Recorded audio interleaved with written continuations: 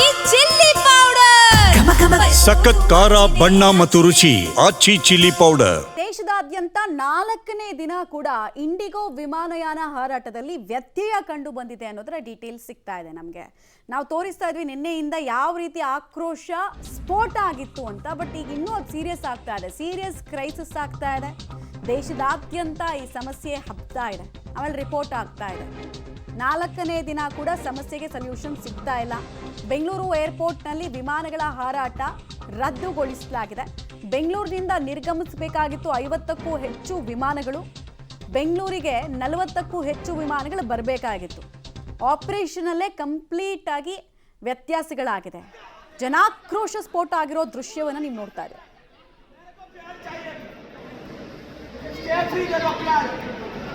मेरा बेटी का ब्लड आ रहा है नीचे से, तुम्हारे जैसा लड़की है वो। मैम ये जो कैसे हो सकता है कि 5 बजे का फ्लाइट पे हमला हुआ है? मुझे प्यार चाहिए अभी, मेरा बेटी को प्यार चाहिए, ये दो प्यार दे दो।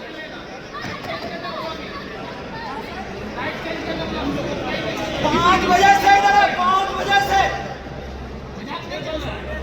पानी नहीं दे रहे, ನೋಡಿ, ಒಬ್ಬ ಪ್ರಯಾಣಿಕನ ಆಕ್ರೋಶ ಇದು. ಪರ್ಸ್ನಲ್ ಕಮಿಟ್ಮೆಂಟ್ಸ್ ವಿಪರೀತ ಇರುತ್ತೆ, ಟೈಟ್ ಸ್ಕೆಡ್ಯೂಲ್ಗಳಿರುತ್ತೆ. ಇವ್ರು ಹಿಂಗೆ ವ್ಯತ್ಯಾಸ ಮಾಡಿಬಿಟ್ರೆ ಒಂದು ಕಮ್ಯುನಿಕೇಷನೂ ಮಾಡ್ತಾ ಇಲ್ಲ ಪ್ರಯಾಣಿಕರಿಗೆ.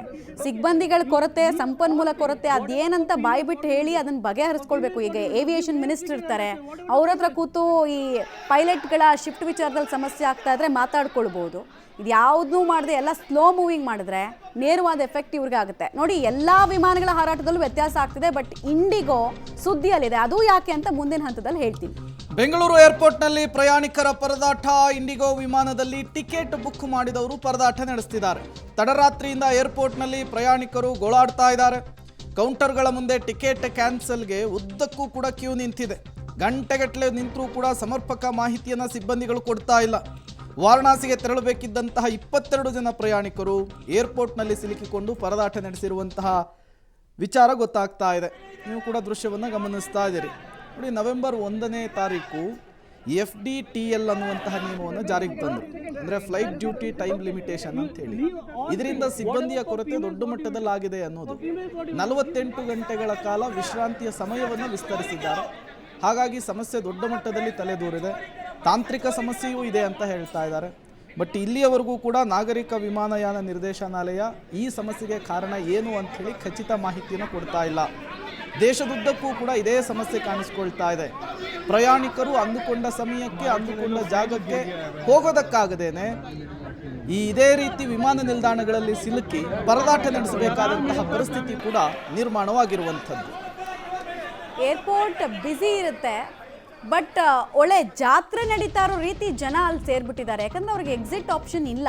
ಇನ್ನೊಂದು ನೋಡಿ, ಬೆಂಗಳೂರು ಏರ್ಪೋರ್ಟ್ನಲ್ಲಿ ಇಂಡಿಗೋ ವಿಮಾನ ರದ್ದಾಯಿತು. ಸೊ ಪ್ರಯಾಣಿಕರು ವಿನೂತನ ರೀತಿಯಲ್ಲಿ ಪ್ರತಿಭಟನೆ ಮಾಡಿದ್ದಾರೆ, ಭಜನೆ ಮಾಡಿ ಇನ್ನೇನು ಮಾಡ್ಬೇಕು ನೀವು ಮಾಡಿದ ಕೆಲಸಕ್ಕೆ ಅಂತ ಆಕ್ರೋಶವನ್ನು ವ್ಯಕ್ತಪಡಿಸಿದ್ದಾರೆ. ಹರೇ ಕೃಷ್ಣ ಹರೇ ರಾಮ ಅಂತ ಜಪ ಮಾಡಿದ್ದಾರೆ. 10 ಗಂಟೆಗಳ ಕಾಲ ವಿಮಾನ ವಿಳಂಬದಿಂದ ಆಕ್ರೋಶ ವ್ಯಕ್ತ ಆಗಿದೆ. ಹೆಂಗಾದರೂ ಮಾಡಲು ಟೈಮ್ ಪಾಸ್ ಮಾಡಬೇಕು, ಏನು ಮಾಡೋದಕ್ಕಾಗತ್ತೆ. ಸೊ ಬೇರೆ ಬೇರೆ ರೀತಿಯಲ್ಲಿ ಟೈಮಲ್ಲಿ ಎಂಗೇಜ್ ಮಾಡೋದಕ್ಕೆ ಮುಂದಾಗಿದ್ದಾರೆ. ಇದಕ್ಕಿಂತ ದೊಡ್ಡ ಪ್ರಾಬ್ಲಮ್ ಏನು ಗೊತ್ತಾ ನಿಮಗೆ? ಅಲ್ಲಿ ವಾಶ್ರೂಮ್ನಲ್ಲೆಲ್ಲ ಮಹಿಳೆಯರು ಕೂತ್ಕೊಂಡಿದ್ದಾರೆ, ಪುರುಷರಿದ್ದಾರೆ, ಕೂತ್ಕೊಳ್ಳೋದಕ್ಕೆ ಜಾಗ ಇಲ್ಲ, ಲಿಮಿಟೆಡ್ ಸೀಟ್ಗಳ ಅರೇಂಜ್ಮೆಂಟ್ ಇರುತ್ತೆ. ಆಮೇಲೆ ಫುಡ್ಡು, ಊಟದ ವ್ಯವಸ್ಥೆ ಇಲ್ಲ ಅಲ್ಲಿ. ಎಲ್ಲರೂ ಏನು ಟಿಫನ್ ಕ್ಯಾರಿ ಮಾಡಲ್ಲ ಮನೆಯಿಂದ, ಫ್ಲೈಟಲ್ಲಿ ಕಾಂಪ್ಲಿಮೆಂಟ್ರಿ ಮೀಲ್ ತೊಗೊಂಡಿರ್ತಾರೆ. ಅಥವಾ ಊರಿಗೆ ಹೋಗಿ ಸೇರ್ತೀವಲ್ಲ, 2 hours 3 hours ಜರ್ನಿ ಇರುತ್ತೆ, ಅಲ್ಲೇ ತಿನ್ನೋಣ ಅಂತ ಪ್ಲ್ಯಾನ್ ಮಾಡ್ಕೊಂಡಿರ್ತಾರೆ. ಅಂಥವ್ರಿಗೆ ಫುಡ್ ವ್ಯವಸ್ಥೆ ಕೂಡ ಕಲ್ಪಿಸಿಲ್ಲ. ಇದು ಭಾಳ ಬೇಸರದ ಸಂಗತಿ. ಯಾಕಂದರೆ ಏರ್ಪೋರ್ಟ್ನಲ್ಲಿ ಸಾಮಾನ್ಯವಾಗಿ ಫುಡ್ ತಿನ್ನೋದಾದರೆ 500ರಿಂದ 600 ರೂಪಾಯಿ ಜಸ್ಟ್ ಒಂದು ಇಡ್ಲಿ ವಡೆ ಸಾಂಬಾರಿಗೆ ಬೇಕು ನಿಮಗೆ.